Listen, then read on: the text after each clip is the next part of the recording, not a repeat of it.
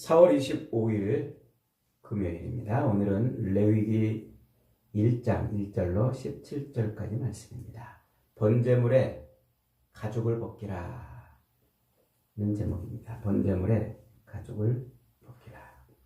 이 레위기는 단순한 종교적 전통이나 또 폐기된 율법을 모아놓은 그런 말씀이 아니라고 그랬죠. 거룩하신 하나님께서 죄인이 어떻게 하나님 앞에 나아갈 수 있는지 그 길을 보여주시는 것이고, 그 길이신 예수 그리스도를 통해서 우리에게 성취된 그 구원의 길을 가르쳐 주시는 거예요. 그래서 그 예수 그리스도로 말미암아 하나님 앞에 선 자들이 거룩한 삶을 살아가는 삶의 지침서로서 레위기를 우리에게 주셨다 그랬죠. 그래서 레위기를 잘 알아야 예수 그리스도의 그 십자가 죽으심이 우리를 살리시려는 하나님의 구원 방법이라는 사실을 알 수 있고, 레위기를 잘 알아야 하나님의 백성으로서의 그 거룩한 삶을 살아갈 수 있다는 거예요. 그래서 레위기는 많은 제사들을 어떻게 드리라, 그리고 제사를 드릴 제사장은 또 어떻게 하라, 이런 얘기들이 많이 나오지만 레위기의 중심은 제사가 아니에요. 거룩입니다. 거룩. 그 제사를 통한 거룩. 그것이 레위기가 우리에게 가르쳐 주려는 것입니다. 그래서 이 레위기에 나와 있는 모든 제사들은 하나님 앞에, 거룩하신 하나님 앞에 설 수 없는 죄인들이 어떻게 거룩하신 하나님 앞에 설 수 있는지를 보여주면서 그 모든 제사를 완성하시고 성취하신 그 예수 그리스도 안에서 우리가 어떻게 거룩한 삶을 살 수 있는지를 보여주는 그런 말씀이라, 이걸 잊어버리면 안 돼요. 이게 레위기를 이해하는 데 있어서 가장 중요한 것입니다. 그래서 레위기의 그 제사에서 그 제물들이 드려질 때 그 제물을 예표하고 있는 예수 그리스도, 그 예수 그리스도를 통해서 우리가 하나님 앞에 구원받은, 하나님 앞에 나아가는 자가 되었고, 그래서 그 예수 그리스도를 통해서 구원받은 자가 된 그 사람이 어떻게 하나님 앞에 거룩한 모습으로 살아가야 될지, 요걸 말해주는 거예요. 그래서 사도 바울이 로마서 12장 1절에서 그러므로 형제들아, 내가 하나님의 모든 자비하심으로 너희를 권하노니 너희 몸을 하나님이 기뻐하시는 거룩한 산 제물로 드리라. 이는 너희가 드릴 영적 예배니라. 이렇게 말씀하잖아요. 그러니까 예수 그리스도를 통해서 우리가 하나님 앞에 구원을 받았다면, 그러면 우리를 하나님 앞에 다 드리는 거예요. 그래서 우리의 삶이 하나님 앞에 거룩하게 되도록 사는 것, 그것이 영적 예배라. 이렇게 이제 말을 하는 거예요. 그래서 레위기는 율법을 말하고 있는 책이면서도 동시에 복음을 말하고 있는 책입니다. 그러니까 우리 성도들이 어떤 존재인가 하는 것을 깨닫게 하는 그런 말인 거예요. 자, 오늘 1장 전체, 어저께는 우리가 1장 1절만 가지고 레위기를 한번 이렇게 들여다봤습니다만, 오늘은 1장 전체를 묵상해 봅니다. 이 너무 중요한 내용이에요. 이 레위기 1장은 정말로 중요한 내용인데 또 어려워요. 어려워서 오늘 하고 또 다음번에 한 2번이나 3번 정도 반복을 해야 됩니다. 왜냐하면 중요한 내용인데 어렵기 때문에 이걸 그냥 슬그머니 딱 넘어가면 이 성경 전체를 꿰는 그런 작업을 할 수가 없기 때문에 그래요. 자, 하나님께서 애굽에서 이스라엘 백성들을 출애굽시키시고 홍해를 건너서 어디에 모아놓으셨어요? 시내산 밑에 모아놓으셨어요. 그 시내산 밑에 모아놓으시고 하나님이 십계명 율법을 선포하시고 이스라엘 백성들과 언약을 체결하죠.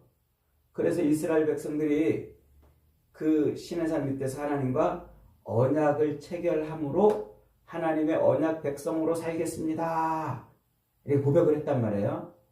하나님의 말씀을 잘 듣고 그 율법대로 살아서 이제 하나님의 언약 백성으로 살겠습니다 라고 고백을 했단 말이에요. 그게 신에선 언약을 체결한 것이라고 그랬어요. 그래서 이제 하나님이 너희들 내 언약을 잘 지키고 내 백성으로 살겠느냐? 그래, 좋다. 그러면 내가 너희들 가운데 거해서 임재해서 너희들의 삶을 통치해 가겠다. 그렇게 말씀하셨어요. 그래서 이스라엘 백성들을 하나님의 나라로 만드시겠다는 거예요. 그렇게 하나님의 나라로 만드시는 장치가 뭐냐면 이스라엘 백성들 가운데 하나님이 거하시는 거예요. 그 하나님이 이스라엘 백성들 가운데 거하시는 장치가 뭐예요? 그게 성막이었단 말이에요. 그래서 하나님이 출애굽기에서 성막을 어떻게 지어라 하고 쫙 이렇게 이제 계속 말씀하고 그랬던 거죠. 자, 그래서 하나님이 자기 백성들, 하나님의 나라 백성으로 살겠다고 언약을 맺은 그 백성들 가운데에 임재하시는 방법이 성막이라고 그랬어요. 성막. 그래서 이제 성막을 딱 만들어 놓고 하나님이 거기에 착 하고 이제 임재하셔요. 드디어 하나님의 백성으로 살겠습니다 라고 그렇게 언약을 체결한 백성들 가운데에 하나님이 임재하심으로 하나님과 이스라엘 백성들, 언약 백성들과 동거가 시작이 된 거예요. 동거.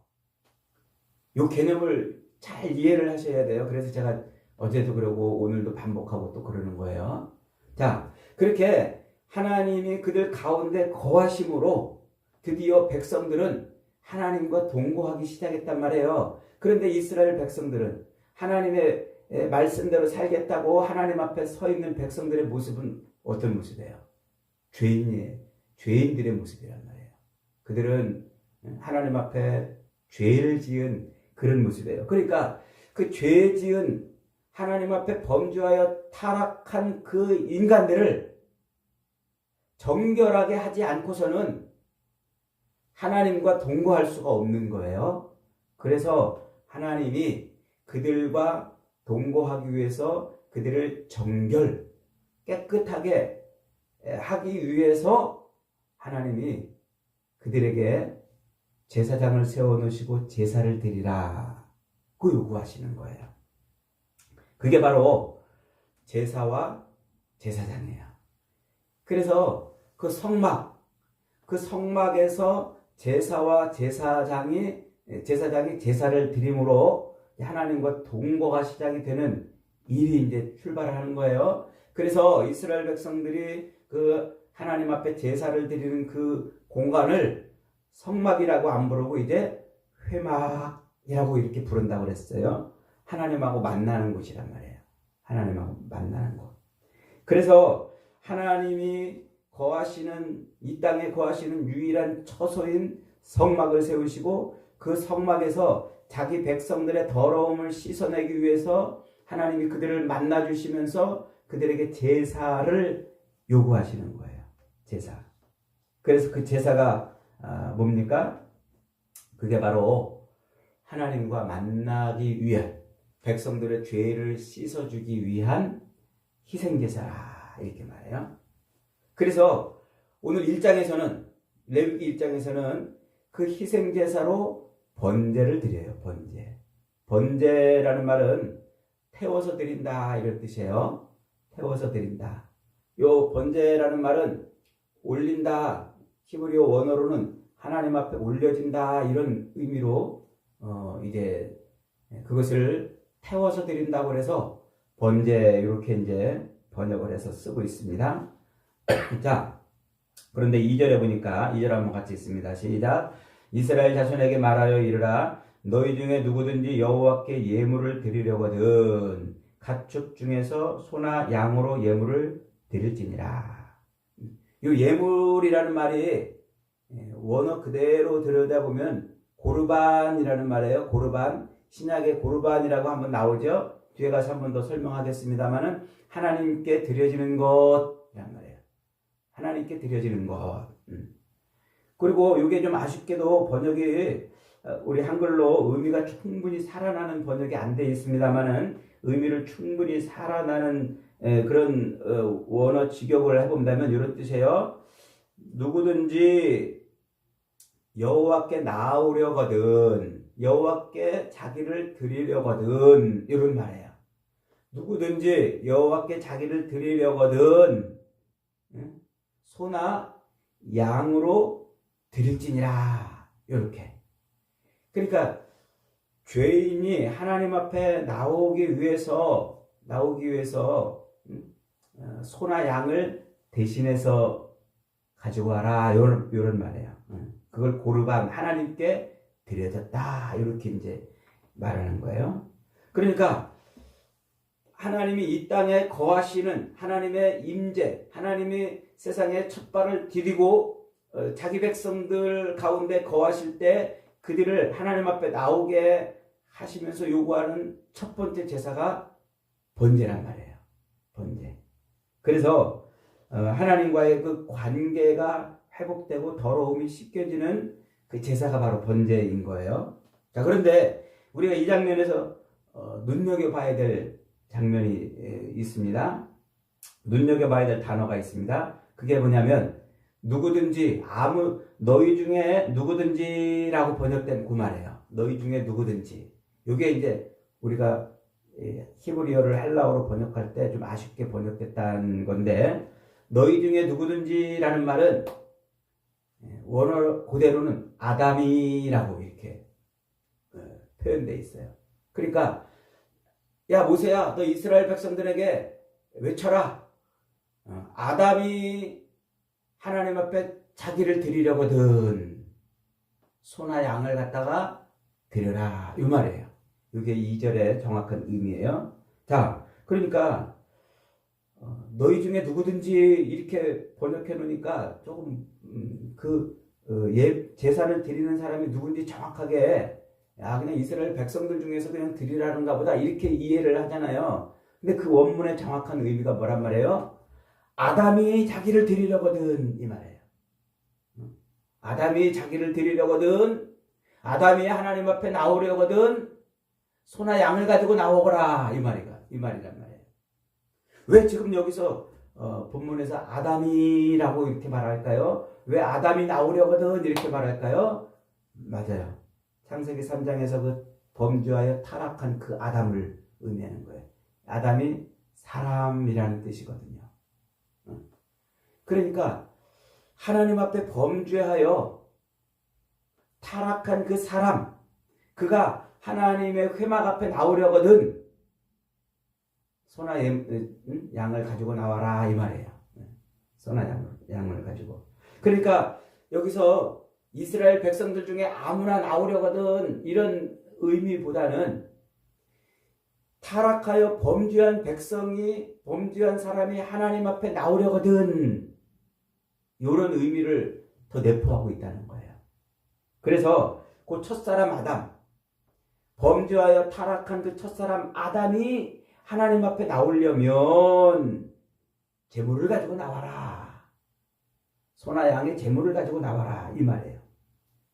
그러니까 하나님이 자기 백성들을 만나시기 위한 첫 제물로 번제를 요구하시는데, 그 번제는 곧 자기를 드리는 거였어요. 자기를 드리는 것인데 자기 대신에 누구를 드려요? 소나 양의 제물을 드려요. 그래서 이제 그 번제물을 그렇게 흠없는 수컷 번제물을 가져와요. 그래서 1년 된 수컷을 이제 가져오는데, 수컷은 대표의 원리를 가지고 있다고 그랬죠? 이거 뒤에 가서 다시 한번 또 설명합니다. 그러니까 지금 그 아담을 대표하는 거예요.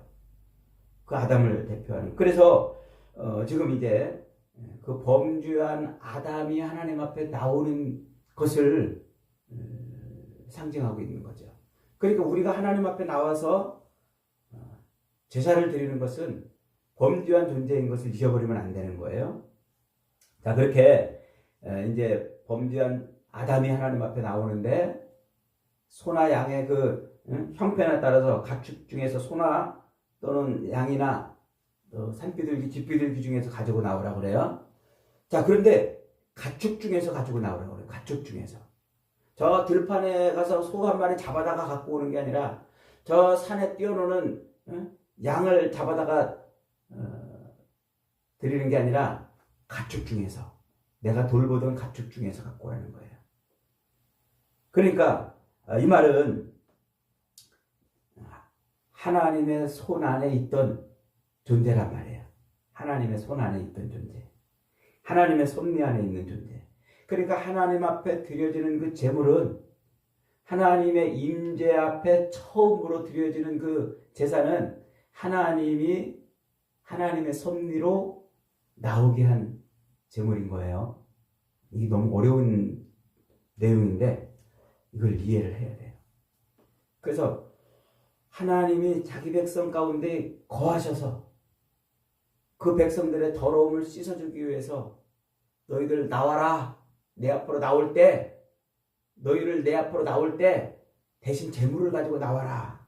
이러면서 그 제물이 하나님의 손 안에 있었던 제물이라는 것을 말해주는 거란 말이에요. 하나님의 손 안에 있었던, 하나님의 섭리 안에 있었던 제물이라는 거예요. 요걸 이제 우리가 이해할 수 있어야 돼요. 그러니까 레위기에서 그 제물은 전부 누구를 예표한다고 그랬어요? 예수 그리스도를 예표한다고 그랬죠? 그러니까 예수 그리스도를 예표하는 그 제물, 그 제물이 누구의 손 안에? 하나님의 손 안에 있었다는 것은 예수님이 이 땅에 범죄한 인간을 대신해서 드려지는 제물로 오실 때, 그때 하나님의 섭리 속에서 왔다 이 말이에요. 하나님의 섭리 속에서. 어렵죠? 근데 이걸 이해해야 돼요. 히브리서에서 이걸 그대로 설명하고 있어요. 그래서 하나님 앞에 드려지는 제물은 가축 중에서 드려져라는 이 말은 예수님이 우리의 제물, 우리를 대신한 제물 대신 예수님이 그 하나님의 섭리 가운데 오셨다. 그래서 제물이 됐다. 그 말을 지금 담고 있는 말이라는 거예요. 자, 그 다음에 이제 다음으로 그 제물을 이렇게 가지고 왔어요. 그러면 그 회막문 앞에서 제물에게 이렇게 두 손을 올리고서 안수를 해요. 안수. 그 제물과 내가 동일하다는 것을 말하는 거예요. 안수는 그 제물과 내가 똑같은 존재입니다. 내가 내 그 모든 것이 그에게 넘어갔습니다. 전가하는 의미예요. 그래서 안수를 하는 거예요. 그러니까 원래는 내가 가야 되는데, 내가 하나님 앞에 드려져야 되는데, 내가 하나님 앞에 고르반 드려져야 되는데, 내가 안 드려지고 대신 제물을 드릴 때 그 제물이 바로 저입니다. 나의 모든 것을 다 전가해 놓은 겁니다. 이렇게 하는 의미란 말이에요. 그래서 안수를 한단 말이에요. 이것은 곧 나 대신 누가 죽는 거예요? 저 제물이 죽는 거예요. 나 대신 제물이 죽는 것을, 그것을 의미하는 것으로, 그래서 피 흘림이 없이는 죄사함이 없다라는 것을 말해주려고 하는 그런 일이에요. 자, 그래서 그 제물을 그렇게 안수한 다음에 제사를 드릴 때 첫 번째가 뭐예요? 제물의 가죽을 벗겨내는 거예요. 제물의 가죽을. 오늘은 내용이 너무 길어서 요것까지만 하겠어요. 제물의 가죽을 벗겨내는 일. 자, 이 제물의 가죽을 벗겨낸다는 것은 그 제물의 죄와 허물을 벗겨낸다는 것을 의미해요. 하나님은 범죄하여 타락한 아담과 하와, 그 아담과 하와가 부끄러워서 자기 죄를 가리기 위해서 무화과 나뭇잎을 만들어서 얼른 치마를 해 입었어요. 그랬더니 하나님이 와가지고 그들의 그 나뭇잎을 벗겨내셨어요. 그리고서는 자기들이 해 입었던 그 나뭇잎을 벗겨내시고 하나님이 가죽옷을 지어 입혔어요. 지금 바로 그 장면이에요. 이 번제물의 가죽을 벗겨낸다는 것은 인간의 죄와 허물을 벗겨내고 그리고 하나님이 준비하신 새 옷을 입힌다는 뜻이에요.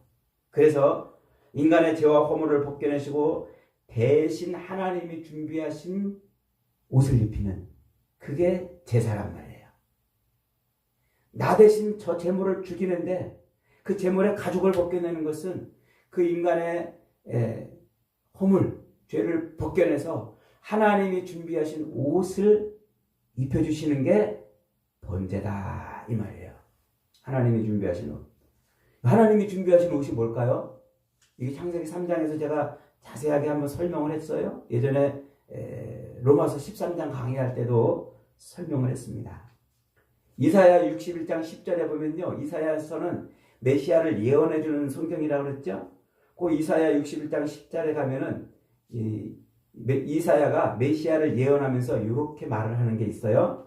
10절입니다. 내가 여호와로 말미암아 크게 기뻐하며 내 영혼이 나의 하나님으로 말미암아 즐거워하리니 이는 하나님이 구원의 옷을 내게 입히시며 공의의 겉옷을 내게 더하심이 신랑이 사모를 쓰고 신부가 자기 보석으로 단장함과 같게 하였더라. 엄청 중요한 말이에요, 이 말이. 그러니까 이사야는 메시아가 와가지고 자기를 구원해 줄 건데 그 메시아가 자기에게 어떻게 했다고요? 자기에게 구원의 옷을 입혔다. 자기를 메시아가 구원해 줬는데 그 구원을 뭐라고 표현했냐면 옷을 입혀줬다 이렇게. 신랑 앞에 신부가 자기를 단장해서 신부가 옷을 입은 것처럼 그렇게 자기를 꾸며줬다 이렇게 구원을 설명한단 말이에요. 그러니까 인간의 그 구원이란 하나님이 옷을 입혀주는 것이에요. 하나님이 옷을 입혀주는 것.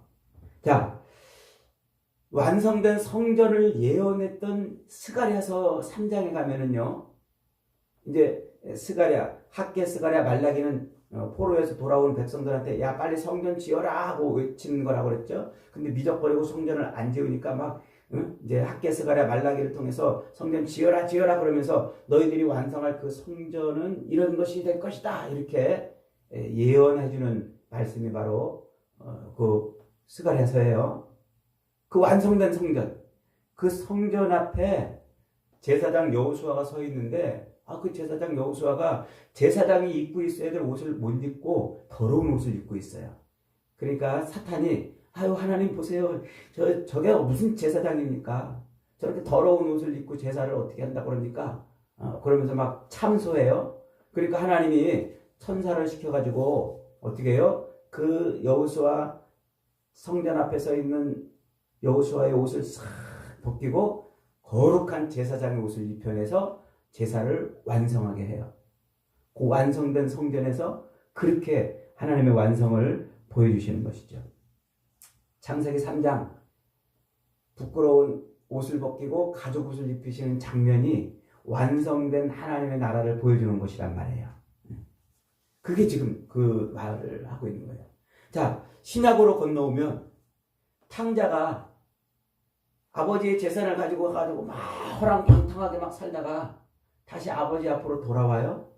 그랬더니 아버지가 어떻게 해요? 그 탕자를 품어주고 하인들에게 야, 내 아들 저 옷을 벗기고 새 옷을 가장 아름다운 옷을 입히거라 이렇게 말하잖아요.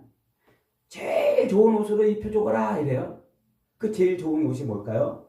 아들의 지위를 상징하는 옷이란 말이에요. 그 옷을 입혀줌으로 탕자가 돌아오는 것을 표현해주고 있어요. 그러니까 이 옷은 잃어버린 아들의 자격을 다시 회복시켜주는 옷이라 이거죠. 이게 탕자의 구원이란 말이에요. 구원. 그래서 오늘 본문에서 죄와 허물로 상징되는 제물의 가죽을 벗기는 것은 바로 하나님이 준비하신 그 옷을 우리에게 입히시기 위한 것이다 하는 거예요. 그게 번제라는 말이에요. 번제. 그 옷이 뭐예요? 그 옷이 바로 나 대신 드려지는 제물, 곧 예수 그리스도가 옷이란 말이에요. 그래서 사도 바울은 그 진리를 깨달았어요. 그 어마어마한 진리를 사도 바울이 깨닫고 갈라디아서 3장 26절 27절에서 이렇게 말해요.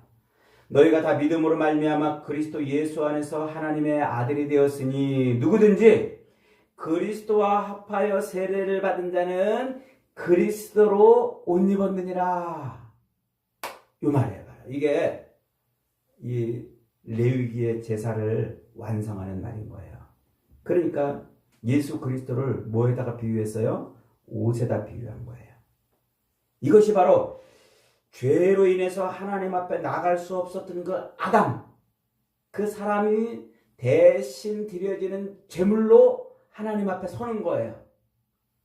대신 드려지는 제물이 누구였어요? 그 제물이 예수님이었단 말이에요. 그렇게 제물의 옷을 벗겨내고 허물을 벗겨내고 그리고 그리스도로 옷 입혀주는 것이 바로 하나님 앞에 드리는 번제인 거예요. 그래서 이 번제는 항상 하나님 앞에 우리가 그리스도로 옷 입고 나오는 존재가 되었습니다 라고 고백하는 거예요. 그래서 히브리서 12장에서 히브리서 기자는 예수님을 이렇게 표현하는 거예요. 믿음의 주요 또 온전케 하시는 이인 예수를 바라보자. 그는 하나님 앞에 그 앞에 있는 기쁨을 위하여 십자가를 참으사 부끄러움을 개의치 아니하시더니 하나님 보좌 우편에 앉았느니라.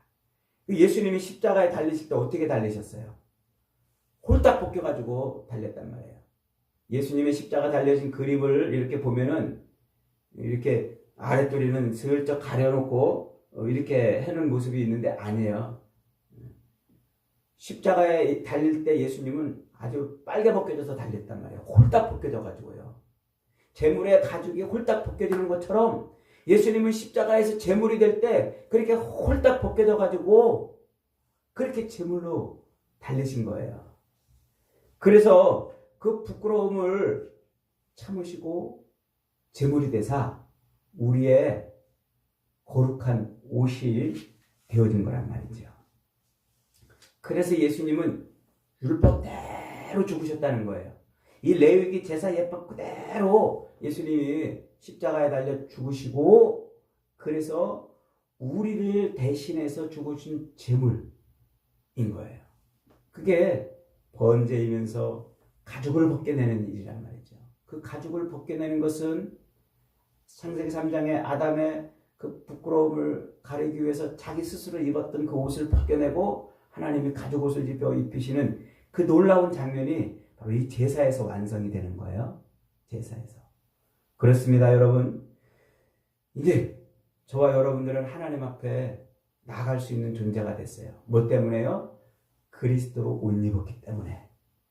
앞으로 매일마다 아침에 일어나서 옷을 입을 때마다 이 놀라운 구원의 진리를 상기해야 돼요.